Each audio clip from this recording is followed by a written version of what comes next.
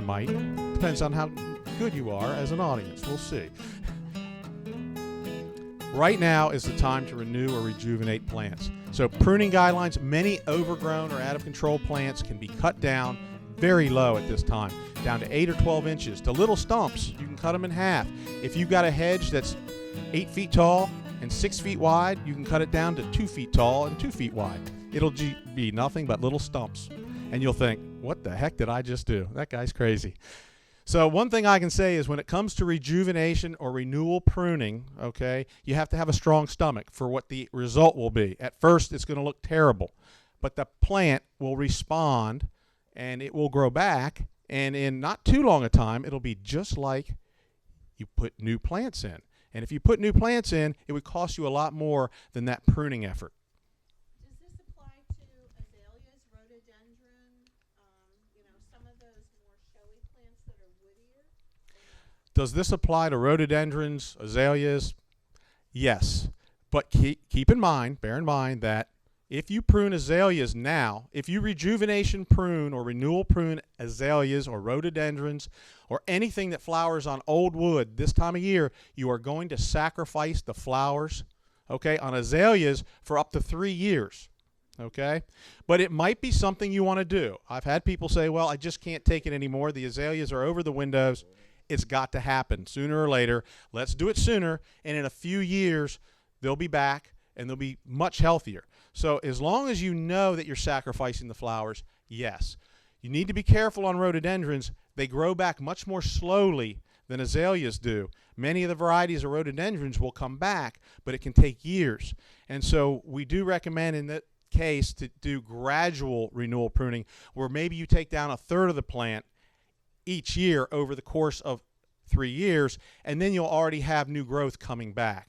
Bear in mind, you can renewal prune later in the season, but you take your chances because the growing time is not as much. So if you wait until after your azaleas bloom, you could do it, but you're taking your chances on how they will respond. You're getting your flowers that year, but you have to hope that you have a decent summer so that the plant can get a lot of new growth. Pruning guidelines here is just showing you some bad ideas, okay? Don't top trees. Don't tip trees, and if you're going to be making cuts on branches that are larger on trees, make sure you're following the proper guideline to undercut that branch so you don't get bark stripping. You can see here where a plant's been flush cut, and that is a bad wound. This is a good cut where it's been cut properly and it's sealing it over. Remember, plants don't heal. When you and I get cut, we heal, we get scar tissue, it gets better. When plants get cut, they can't do that. All they can do is seal. That is, cover up the wound with new scar tissue. The wound is always there. So we want to use proper pruning techniques so the plant can recover as best as it can. When we top trees, we destroy the natural shape of trees, and we create a lot of poor branching structure, which ends up creating weak growth that is more susceptible to damage from wind and storms, and we also get more damage from insects and disease. So if someone recommends topping a tree, you need to consider removing the tree. A Maryland certified arborist should not be recommending topping. They should tell you that the tree is time to remove. Now, you can't do anything when Pepco comes along and you got the overhead power lines. They prune how they prune. That's the way it goes. But in general, if a tree needs to be topped like that, it's time to remove the tree and plant a new tree that maybe fits the space more appropriately. In Maryland, it is the law now. Many people don't realize this, that you need to use a Maryland certified arborist to do pruning, but also now to remove trees. It didn't used to be like that. So you can do anything you want, but the law is there actually to protect the consumer so that you don't get some guy without insurance or whatever and something bad could happen. There's a question in the back. Question is regarding topping, pruning, severely pruning Lagerstromia or crepe myrtle. And really, crepe myrtle is one of those plants that you can do mean things to. There are reasons for topping. There is something called pollarding, which is a technique for maintaining the height of a tree. at a certain place. So you see that a lot in Europe. They do pollarding where they have these rows of trees, these alleys of trees, and they're always cut in that topped shape. But what you have to realize is they prune those trees the same way every year. Okay, so every year they go back in the spring or in the fall, and they cut those trees right back to that same spot. They're never allowing the tree to develop from there. The crepe myrtle is a plant that flowers on new wood. So when you prune that crepe myrtle back in the spring, it's going to get lots of new growth, and when it gets that new growth, it's going to have lots of flowers. So indeed, a lot of people go, wow, this crepe myrtle's too big, I'm going to whack it back. It's going to grow back out, and it's going to flower nicely. So that's a plant that you can probably get away with it. I personally don't like the way it looks, but a lot of folks end up planting the wrong crepe myrtle. It gets too large for the front of their house, and they end up doing this technique. You can get away with it because you can do it every single year, bring it back to those same points of pruning, and you can get that new growth, and you can maintain it at a certain height. More appropriately would be to get the correct crepe myrtle, since crepe myrtles come in all sizes, little tiny weeping ones all the way up to big trees and everything in between. So if you get the right crepe myrtle, you can keep it pruned more appropriately. Does that answer the question? Okay. I gave out a handout, and it's got a couple slides. I didn't want to give out too much information that you may not be able to use. But basically, this is a list of shrubs that bloom on old growth, last year's growth. And this is a list of plants that bloom on this year's growth, new growth. And that's important for you to know. Now, the lists are not complete. There are many more plants. But I want it to inspire you to look at the plants that you have so that you use that IPM, that intelligent person's method, to determine what plants you're going to prune and when and how you're going to prune them. Pick the right plant to prune at the right time, and you're going to get great results. Or understand that if you prune your lilac this time of year, and then you wonder why it didn't get any flowers in the late spring, it's going to be because you cut them off. Now, if you know that and you do it, that's fine. But if you didn't, it's not. You're going to be, oh, there's something wrong with this plant. Maybe I could spray it with something. Maybe it's got this or that. All it is bad timing on the pruning, okay? So make sure you identify what plants you want to prune before you do it and understand what the consequences are.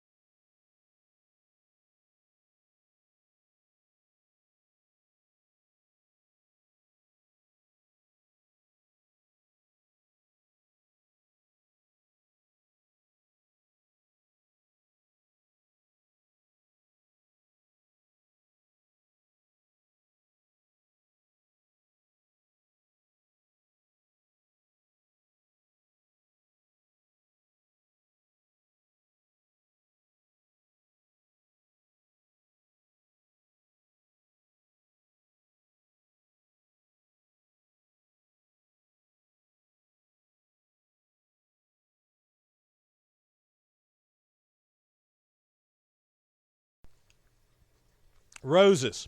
Roses are widely misunderstood, and all I can say is that they're tough. Now, getting the flowers to be beautiful, that's one thing, okay? But rose plants are very, very tough, and they're hard to kill, actually. They will keep coming back. And what I see a lot of times is just a tangly mess, and people are afraid to prune them, and they end up with this tangle of rose growth that's crisscrossing. You got to get that and untangle it. And we're coming up soon. I wouldn't do roses this early. I would wait a little bit later. Wait till you get till April or so, later April, when it's starting to bud out. And really, if you're rejuvenating a rose, this is what you want it to look like. You want to get it down to 3 or 5 stems, a chalice shape, outward pointing, okay? Get rid of the things that are crisscrossing across the middle. Get rid of the old gray canes. Make sure you get nice new green canes.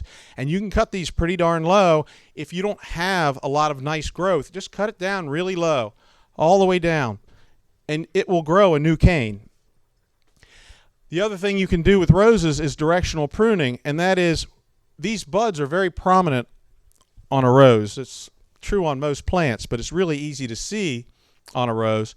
And make sure that you do a nice 45-degree cut to an outward facing bud. An outward facing bud is going to have that plant growing outward. If you cut it to the inside, that bud is going to crisscross. If you cut here, it's going to grow this way as opposed to growing this way. And that's going to end up with your tangly rose again. So go ahead and make sure you look at the buds, which way they're facing, and give yourself a nice cut with an outward facing bud.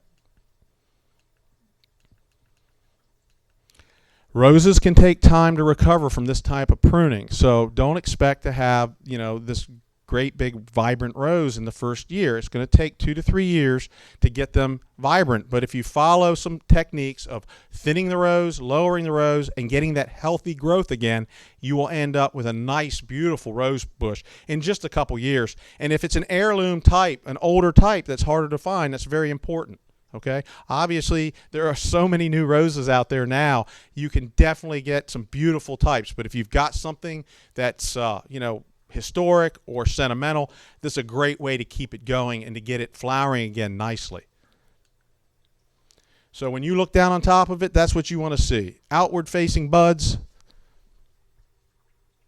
chalice shape, nothing going across the center. So what it takes to rejuvenate your garden. As I said before, strong stomach, patience, because once you do this, you can't undo it. Once you cut the plants back, you're going to have to either pull them out or wait for them to grow back out. So it does help to have a strong stomach. What's in your garden? This is what you need to know before you start rejuvenating, that intelligent person's method, because don't try to rejuvenate plants that aren't good candidates for rejuvenation. You need to go out and identify what's in your yard so you can determine whether you have good candidates. And this is a great time of year to do it. What a great day today is. Too bad you guys are inside. I'm sure we'll have another good day soon. Bear in mind that our landscapes change over time. So we have this beautiful sunny lawn, and we plant our beautiful tree, then our beautiful tree grows up, and now we have a shady lawn.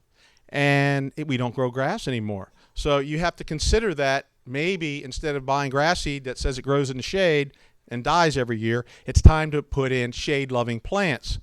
But the other opposite result can happen.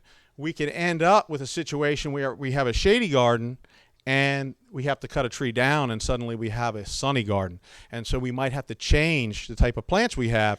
And, just trying to say, I'm going to keep these hostas going in the full sun might not be the best way to spend your days gardening. Remember, a good lawn requires 4 to 6 hours of full sun, and that's at the minimum. Anything below that, you're not going to have good results, and there is no magic grass seed. The stuff that says guaranteed to grow in the shade is not magic grass seed. It says guaranteed to grow in the shade. It doesn't say guaranteed to survive in the shade, okay? It will be dead by around the 4th of July or shortly thereafter, okay?